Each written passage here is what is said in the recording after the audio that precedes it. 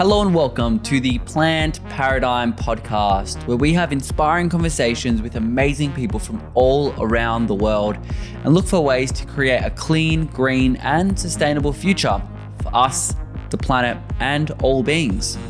I'm your host, Tom Simak, a fellow plant eater who strives to optimize every living ecosystem, passionate about looking after this beautiful floating rock we call home and all the lovely creatures that dwell among it. Today's guest is Joshua Amponsem. I was really excited to have this chat with Josh because I think what he's doing is amazing and he's having a positive effect on so many communities. Josh is an environmentalist, climate activist, and founder of Green Africa Youth Organization. He focuses a majority of his efforts on the youth through education, implementation, and policies. In 2016, he was named World Climate Ambassador by MIT's Sloan Climate Interactive. In today's conversation, we're going to be touching on so many different facets of environmentalism, including barriers for the youth, educating the masses, and ways to implement change. From the moment I jumped on the Zoom call with Josh, I could just tell this conversation was going to go in a really good direction. And we really had that flow and the energy. And I truly believe that the work that Josh is doing is going to make an impact to this planet. And the things that we'll talk about in this episode, I think are very important to talk about, and conversations that don't have to stop here. You can take the lessons that you learn from this or any other episode and really continue them to the dinner table or with friends or over coffee, whatever that may be, but also make sure to take action. And that action could be in whatever way resonates with you. So that could be reducing your meat. That could be lowering plastic, traveling less, which is a big thing that we touched on. Whatever way that speaks to you, make sure that the conversation doesn't stop when this podcast ends. I really hope you enjoy this chat. But without further ado, here is Josh and I. Josh, welcome to the Plant Paradigm Podcast, my brother. How are you going? I'm doing great, Tom. Really nice to get the chance to finally talk to you in person. Yeah, absolutely. I mean, emails can only get you so far. And especially when, if I were to be honest, in preparation for this interview, as I was kind of reading up on all the things you're doing, I couldn't grapple, because you're literally everywhere. I go on different websites and there's your bloody name. And I'm honestly partly impressed, but I also wanted to start our conversation thanking you for all the phenomenal things that you're doing, for our planet altruistically. And, you've got a lot of value to add, man. Thank you. Thank you very much, Tom. I try to reduce the workload I have, but I think that we are also in a time where we need to accelerate action.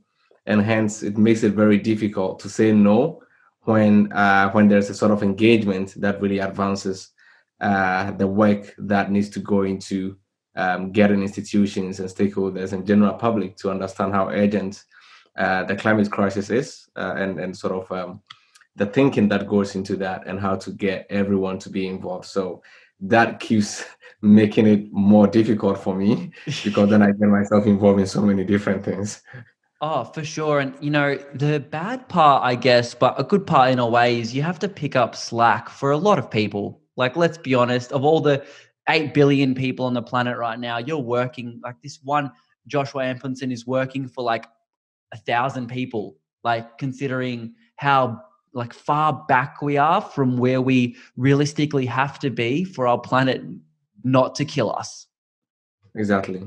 And that is absolutely, I think that is also the joy that I keep interacting with very passionate people who are new to the problem, who are learning about the problem. And I think that makes it even more motivational, inspiring for me that people who didn't know about climate change, say 5 years ago, who heard about it 2 years ago, who are just hearing about it now. It's really nice to have these conversations every now and then to see how they can contribute more effectively. And I think most importantly, learning from our mistakes, because so many, of course, activism is getting very popular now, very famous. Everybody can be an activist.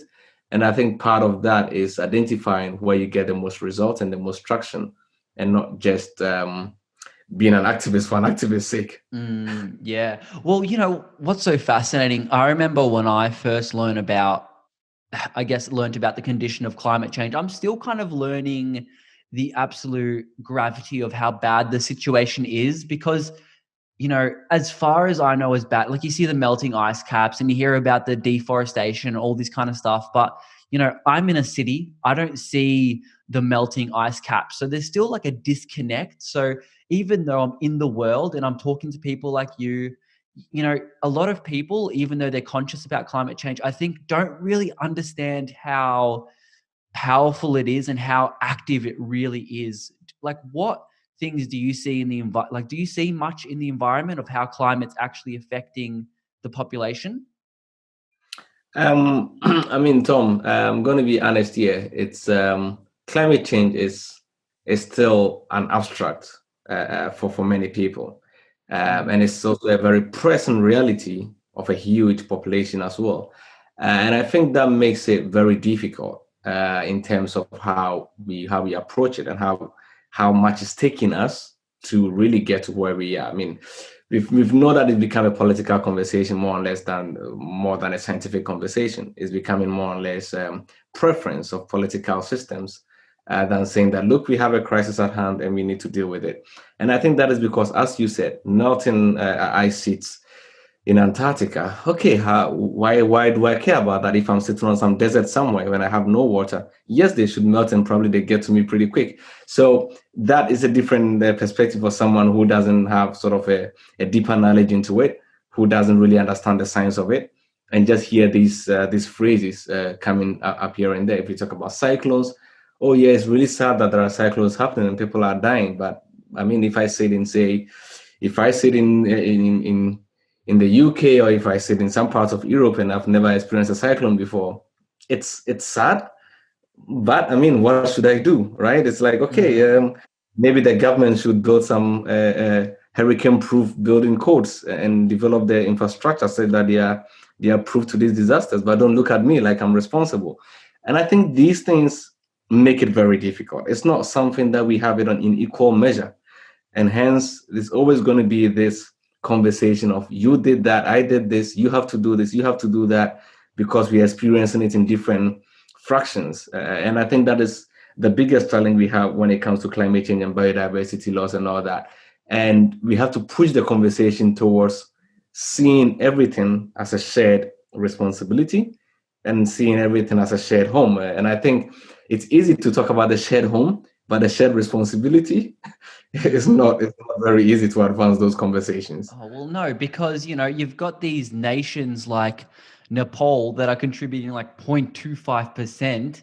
And you've got nations like Australia and big houses like China and US producing like a stupid amount. And then you're saying to Nepal, no, you have to do equal amounts to what the USA are doing even though they're not doing much, but to tackle climate change. It's like, no, like they're doing more things that are bad, so they should do more things that are good. So I guess I understand the frustration because on one stage, everyone should be doing something, but like, do you think some nations should be doing more than others? Of course, of course. I mean, certainly. There is no two way about that. Some countries have to do way more than others. It doesn't mean that. I think the central thing is every country have to do their best. This is central. Every country have to do their best, but critically, some countries have to do significantly more because their impact goes a long way in terms of actual resilience building or building the resilience of our planet, and secondly because of the influence they have when they take action. So it makes it really, because like I said, it's a scientific conversation, it's also a political conversation. So even if we were to go by the science and say that, you know what, let's really take these measures, let's cut our flights by say 80%. Of course, that is, say scientifically, we've said that we know that that will save us this tons, gigatons of CO2, and in the next say 80 years we are sort of in a good place. Scientifically, we've said that. How to put that into action requires a political commitment. And there, you will need some countries significantly to take action for others to feel like they have to do the same. And this is the influence that certain countries have, and this is why we look up to them. to take action when it comes to sort of the annual UN climate conversation and conferences, that we're really looking at when some countries don't make a particular effort, it's called a failure or it's called a disappointment, because their action really goes a long way. If the EU together as a bloc in Europe take an action, of course, it pushes other blocs like China and the US to feel like, okay, we need to step up our game as well. If you get countries like, say, Germany, UK, taking really significant efforts, it also sort of influenced countries like Netherlands, Switzerland to also think, okay, we need to get into the game as well. So we live in a social construct in the world. So once someone really take action, it influences the thought of the other person to think of what to do. And we can clearly see that with veganism and with climate activism over the past 5 years, that people started transitioning, right? And then it gets the other person to think, oh, what am I doing wrong? And what could I do different? Because you see people around you beginning to act in a particular way. If you look at plastic pollution, for instance. So once certain countries like take that bold step, say, you know what, we're going to invest into sustainable fuel for the aviation sector. We're going to really increase our efforts on adaptation, and we make sure that everyone have access to climate insurance. That get others to really think, okay, how could we also support our citizens and our residents and our communities in this way? And I think that is really a significant part of the solutions, that we need certain countries who have the resources. And I keep saying certain because I don't want to specifically say, oh, this country have more resource and they should certainly do more. But I'll just cluster it and say global north countries as a whole have the resources, have the capacity in terms of technology, even have the capacity, have the resources, and they should significantly not just put like development aid money to global south, but really invest in their own infrastructure, in their own systems, and create a clear path which makes it feasible and transfer that technology to global south. But if you still depend, say, 20% or even 30% of your energy on coal, and you then put a lot of development money to, say, Africa and say you have to go completely renewable. No, I mean, if it was that good and that smooth and everything, you should be 100% renewable first. Or you give me the money and tell me I should transition 100%. So it's because, I mean, of course, global north countries have really advanced the energy sector and the industrial sector using really cheap energy from the fossil fuel sector. And we know economies have grown out of this. But yeah, we've come to a point we know that this is bad and we need to transition, we need to get renewable.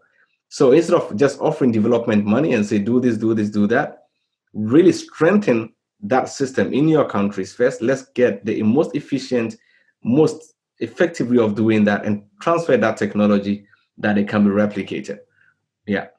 Yeah, well, I guess part of the frustration of that whole globalist solution is that the technologies are available and they're not being utilized. Like, and also part of it is, I'm sure part of the population wants to change to be a greener future, but they don't want to change. They're doing everything they can to not change too much. Like when you mentioned the air industry, the aviation industry, I literally just read an article today that Airbus, I'm not sure if you saw it, the Airbus are now designing a plane to be ready by 2035. That's going to be fully biofuel. Yeah. Was it biofuel? Do you know much about that? Yeah. I did a presentation with a platform called Coaching for Cause, and I did this I think 2 weeks ago. And we're looking at the aviation sector and sustainable transport. And then I realized that look, even EasyJet in Europe is making a plan to get their first sustainable fuel, jet fuel, by I think 2035. You have sort of some really big global airlines even looking at flying solar actually for over 1,000 kilometers. So all this research are happening. The question is that this is one thing that I am very concerned about. The question is that activists are not giving them enough pressure. They are rather putting the pressure on individuals who are the consumers. And I don't like this approach because, I mean, look, people have their jobs and their jobs mandate them or require them to go to certain meetings and whatever, and then they have to fly. I mean, realistically, Tom, let's be real here. How many people are going to quit their job because their boss asked them to fly for the next meeting and they don't want to fly? So, okay, then Virtually zero. Virtually zero. Of course not. You need to survive. You need to live. So people are just going to do what they have to do this.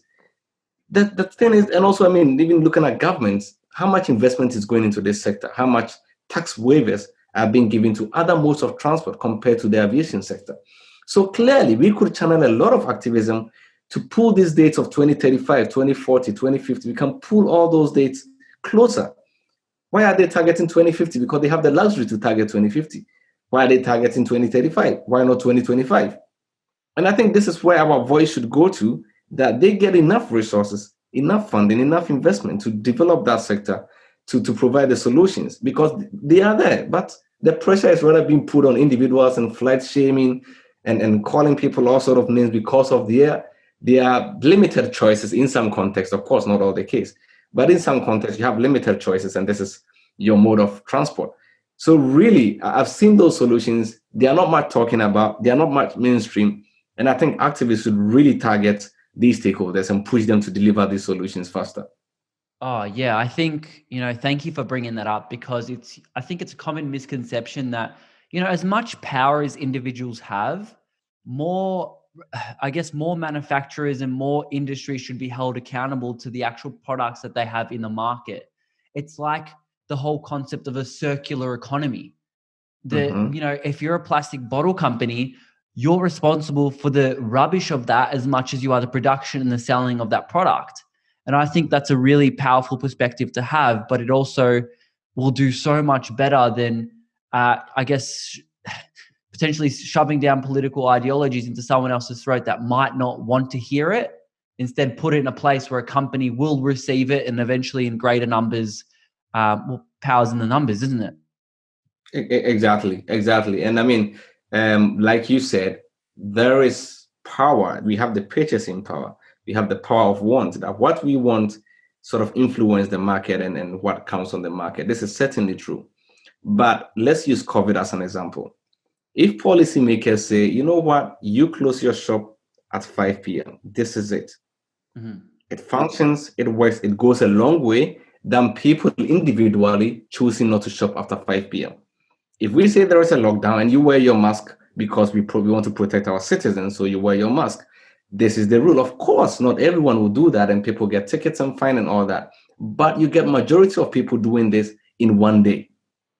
So why not? Of course, we have to target individual and consumers to really change their lifestyle, but it's also really targeting where you can get the results as fast as possible. And that will be the policymakers, and pushing them to their throats to say that, you know what, give enough subsidies to the railway sector, give enough subsidies to the buses, provide more shorter connections for trains and for buses. And these are things that could be done easier. Put more taxes on the aviation sector, invest more into sustainable jet fuel. They can do this, but don't make individuals feel like they are the biggest problem, because that creates resentfulness in the process, and we get to lose people in it, rather than having them to think about the problem and how they can contribute to that. Oh, I 100% agree. And I think, you put it really simply, and it's almost frustrating how simple it literally is. I'm sure there's a lot of background work that has to be done, but I think a lot of the time it's overcomplicated by a lot of people in a lot of industries. But it's definitely just as simple as you say, and, money where the mouth is, but also you work smart, not hard. Mm-hmm. Look, that being said, you were a lead, well, with all the other things in the tangent, but back to the what I actually had written down here to talk to you about. You were the lead author on the first ever background paper on youth and climate change. Can you run us through what you guys found there? Okay, I will just do that very quickly. So during this paper, I think one of the most significant things that we found with young people and climate adaptation, and the focus was on climate adaptation because, as I said at the beginning of our conversation, Tom, we don't feel the impact of climate change at the same level. So as part of that, a lot of people have been pushing for us to plant more trees, to eat less meat, to reduce our flights, and all these things which are aimed at reducing our carbon footprint. Very important, very significant. At the same time, We know that in East Africa, the floods are really up to their peak. We know that along the Sahel region in sub-Saharan Africa, the droughts are insane. If the rain comes, they come in very high quantities, and then you have high precipitation leading to floods. We know that in Southeast Asia, if you look at Cyclone Amphan, I mean, this is disastrous, causing a lot of havoc. These are locations where you realize that all the things we're talking about on mitigation, less flight, less meat, plant more trees, and all these things, important. But look, we need solutions today for people that can protect them today. So if we all do all the things that we want to do on mitigation, it doesn't save that community that lives closer to the Mekong Delta or close to any of these wetland areas in Southeast Asia. It doesn't help all the communities along the Sahelian Strip in sub-Saharan Africa. These are changes that will come probably after another century. It's going to take a long time for all these changes to occur. So which means that now we need climate adaptation solutions to help protect lives and secure livelihoods and dignity of people who are in these high-risk hotspot zones. And this is why adaptation is very, very important, that we think of solutions like in the end. I mean, I say that mitigation is the best adaptation. Then we don't even have to think about adaptation. There's no problem. Just that we are too late in the conversation that the climate crisis is such a big problem now that we have to mitigate, but also there are people now who need safety and we need to work with them to protect lives. And hence that was the focus on how young people understand adaptation and why in the advocacy of young people, adaptation is not yet highlighted, but mostly it's about mitigation. And what we found was that it's simply because a lot of young people do not really understand what adaptation is. So there's a knowledge capacity which is limited. And rather, it's easier to advocate on what is mainstream. And when I say mainstream, it's mostly what you will hear being written about, talking sort of mainstream media, what is being talked about in sort of your typical news articles. And you will agree with me that there's been a lot of conversations around all the mitigation measures. I mean, tree planting is so standard. Everybody knows about this as a solution, right? Mm-hmm. Eating less meat is very, very standard. Almost a lot of people know that this is a solution, even if they don't practice it. They know. We know that. I mean, flying less is certainly something we have to do. Cutting your carbon footprint. We know these measures are very important, but not enough communication is done about those who are seeing the impact today and things we can do today to support them. So this was the challenge that we saw, that hence a lot of young people then talk about what is more mainstream, and hence we need to sort of work with institutions to produce knowledge content to complement the existing knowledge that young people have, particularly on youth, that they are able to understand that, okay, we need these carbon emission reduction strategies, but we also need to support communities today. But second part of that was also realizing that there are huge institutional barriers and lack of credibility for young people. And of course, this is very context specific, but in some contexts, it's also very global, that young people have been long regarded as the vulnerable group, the people who need to help. They will live in the future. They are the future leaders. We need to help them. And so that comes from a place of weakness rather than a place of strength, right? And hence how institutions engage with young people with this mindset of we need to help them. We need to offer them. We need to give them. That changes the narrative than when we want them to think of we need to bring them on board. Not like they have to come to us to help us, but they have to bring us on board to help them. And that is a completely different narrative that, oh, they are more faster in the way they think. They are more adaptive in the way they do things. They are adapting to new forms of lifestyle and livelihood that is better for the future. They are more technologically advanced than we are. So let's bring them on board and see how they can help us fix this problem. So these were very two different narratives. And part of the paper was also discovering that, yeah, institutions clearly see young people as the target group, beneficiaries of their actions, rather than seeing them as more implementers or stakeholders who will help them achieve their target of sort of providing a safe space and a healthy planet for everyone. And of course, the lack of credibility of young people, what ties to the education part of saying that they don't know the details, They don't understand the full picture. They are not, I mean, they don't understand the whole thing. Wait till you get to parliament, you see how difficult this is. I mean, you're not in that room, so you won't understand. And these are the common excuses we get from decision makers, right? Like, oh, wait till you are there, you understand how it looks like.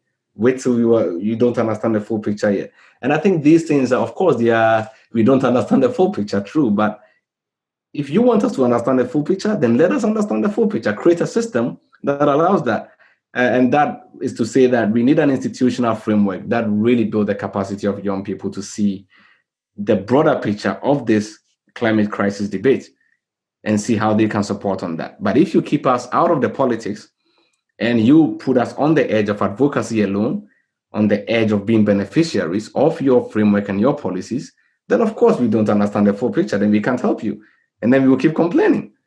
So it was that kind of finding. And lastly, to talk of finance as a big challenge, particularly when it comes to adaptation and getting communities to adapt, finance is a significant part because, of course, the impacts are happening in places where economies are poor and weaker. And hence we need to have a financial flow from countries that have the resources. But again, the financial flow should also go in a way that they are not just sitting with central government, because then it becomes another political windmill that you have to navigate, but rather get the financial flow to get to communities where the help and where the impact makes a lot of difference, and where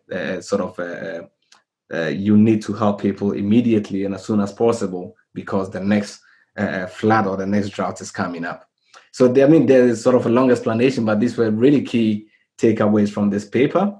And also to then discover that young people are using entrepreneurship to really transform the game. Even though some of them are not calling themselves climate activists or anything of that. So particularly in Global South, in Sub-Saharan Africa, in Latin America, we witnessed that a lot of young people are using entrepreneurship and social enterprise to really solve critical community challenges to climate change.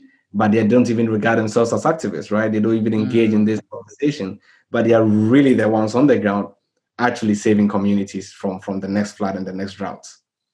I find that so fascinating, especially when we're looking at these older generations that I guess are trying to nurture young people in a way like, hey, you guys can be everything that we weren't. You can fix the problems that we couldn't fix and maybe didn't know about. But then, when it comes to actually implementing change, like you said, it's like, oh, yeah, I don't think you know how it works. And it's kind of like where we're put in this position where we're almost set up to fail. And that's where I think in my mind, I'm like, it's kind of good because it really tests your framework of how much you truly believe that a solution is necessary. But I think it's also unnecessary. It is absolutely unnecessary, the amount of strain that we have to go through to actually implement change that we were nurtured to implement. Like, it seems so backwards. No, very true. Very true. I guess it's just a redundant system we live in now. The system is very, very redundant. We need a transformation, but the people seeking for the transformation are not in a position to necessarily make that transformation. So it's more or less talking about transformation, but then you are at the mercy of someone else to deliver that transformation. So you can just talk as loud as you want, but in the end, even though you probably have it figured out in your head as activists, but you really are at the mercy of political structures to say, okay, we do it or not. Yeah, which is really quite a shame because, like you said, you can have a loud voice, but a lot of the time the nations and towns, I guess, that are suffering the most are the ones of like low socioeconomic places. Like you got like Southeast Asian towns, and like I mentioned, Nepal are suffering quite a bit. Like their crops are getting, absolutely destroyed by floods, and the seasons aren't coming properly. Like, where's their voice? They don't have, potentially because they're lower socioeconomic, they don't have the education to help, put that point on the stand. So it's really quite a shame that there's a lot of barriers, I guess, in introducing change, but also the barriers is something a lot of people can't change, like where they're like living a lot of the time. Yeah, I think it's, and that's why I think it's very important that when I think of the climate crisis, we need to see it from two angles, like you said, that that at some point you can't really do anything yourself. You are in a situation where you can't really change the harm or the risk that is coming to you, and you really need like a bigger sort of institutional structure or some sort of intervention to happen. I think that is the case for most communities in the Pacific and the small island developing states, where the crisis, you can already foresee the crisis that the next 30 years, 50 years, sea level rise, coastal flooding, we are at a huge risk, but we don't have the resources to really sort of lift ourselves out of this situation, which means you need some sort of an international framework and partnership. Of course, the Paris Agreement is amazing, and it's making progress. But again, the timing is very important, because every year during the monsoon season and during the raining season, we see this thing. The cyclones are becoming more and more. I mean, they're becoming frequent, and the stream weather events in general are becoming more severe and more frequent than it used to be. And we need to look at how this takes us back. And I mean, if you think of sort of advancing any of the SDGs, for instance, you have one cyclone happen, and that can alone take a country back from all the progress they've achieved in, say, the previous year. Because then it's knocking people back into poverty, they are losing their livelihoods. You need to put a lot of money into rebuilding the system again. So certainly this is not going to help, and we need to really put more focus on not just reducing our carbon footprint, but really developing structures that advances the safety and security of people, that they do not keep moving this one step forward, one step backwards because of the frequent climate-related disasters that happen. And look, I did read the paper, and one of the barriers that I found quite interesting was actually tokenism. It's something that's not talked about a lot, and it's actually a bit of a hard one to wrap around, because a lot of the time you hear tokenism in the workplace. Can you explain exactly what tokenism is and how it can apply to like the global issues?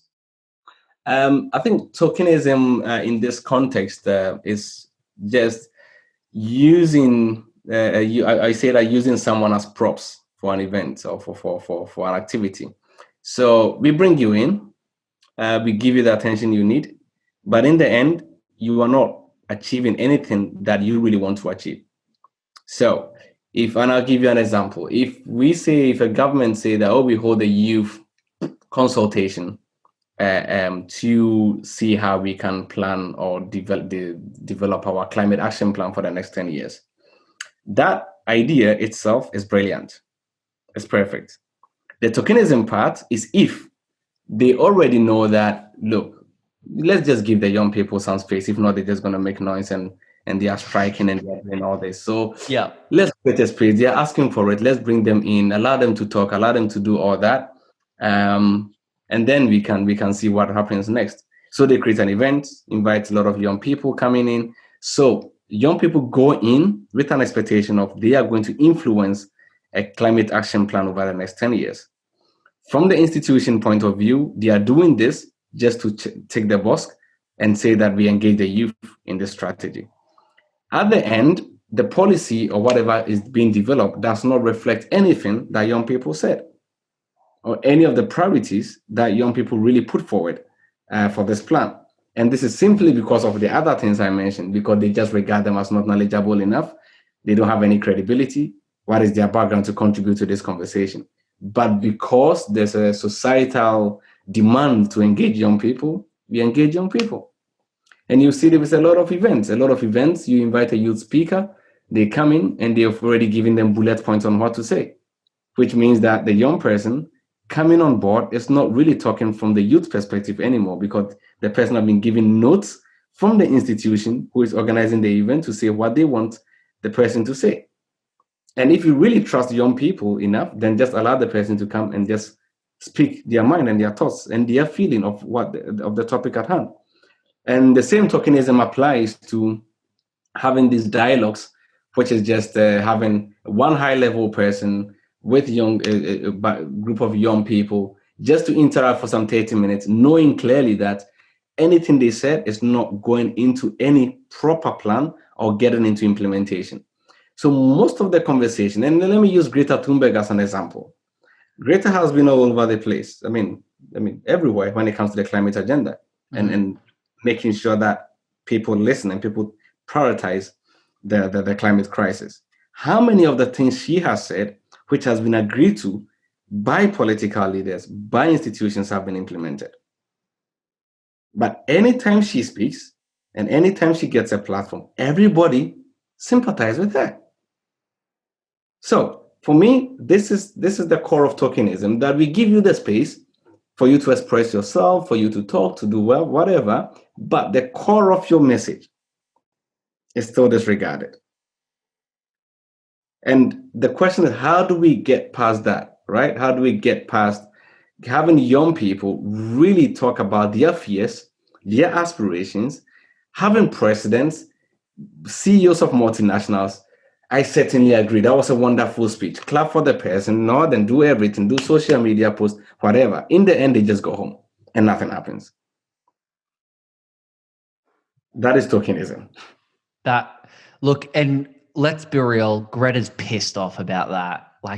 You know, rightfully so, I think everyone would be, especially let's look at you. How much do you actually fill your day with doing these talks and speaking to, today you're going to go speak about Indigenous culture, and I don't know exactly what that all, entails, but you fill your day with all these things, and to have the 12 hours or however much time you put into all this absolutely disregarded is just not only a show of negligence, but it's also disrespect.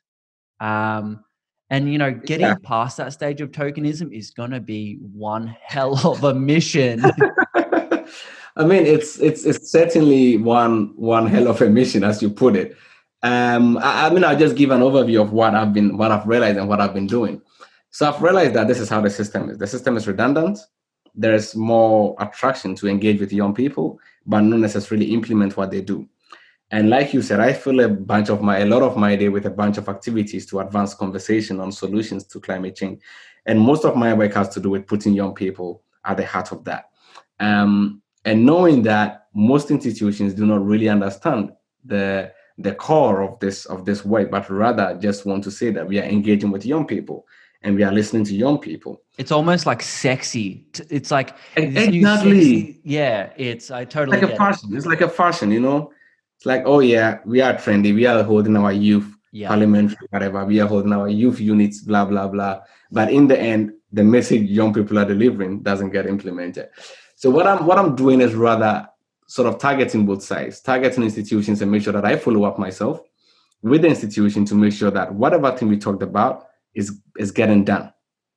Because one of the challenges also that because there's no proper structure on how youth engage with institutions, there is difficulty in following up with a conversation. So you were randomly, say, invited to speak at an event, right? On the side of the young people, it's very lifting and very nice that they get these platforms, so they're happy to do it. On the other side, it's a one-time event. So once the event is over, they've delivered their speech and they go away and they move on to the next thing, right?